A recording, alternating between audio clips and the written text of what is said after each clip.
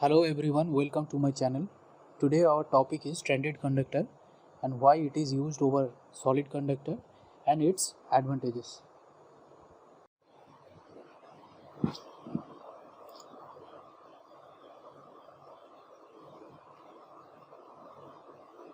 This is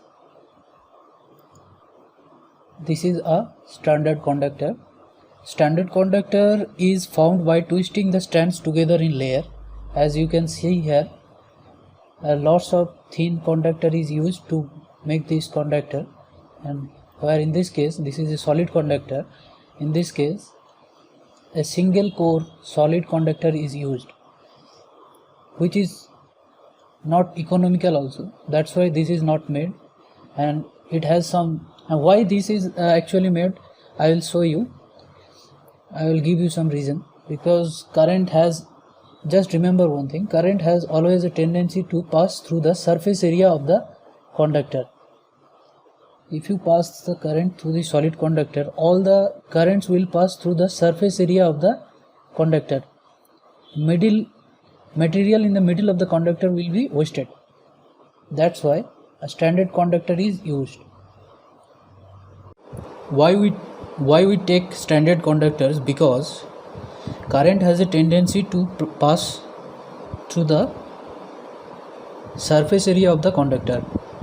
If the size of the conductor is this much, then current will always flow through this region, and in the middle of the conductor will always be wasted.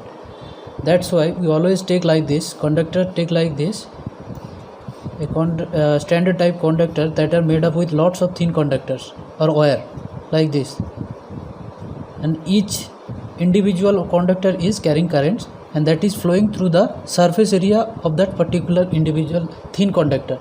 So a very less material is being wasted.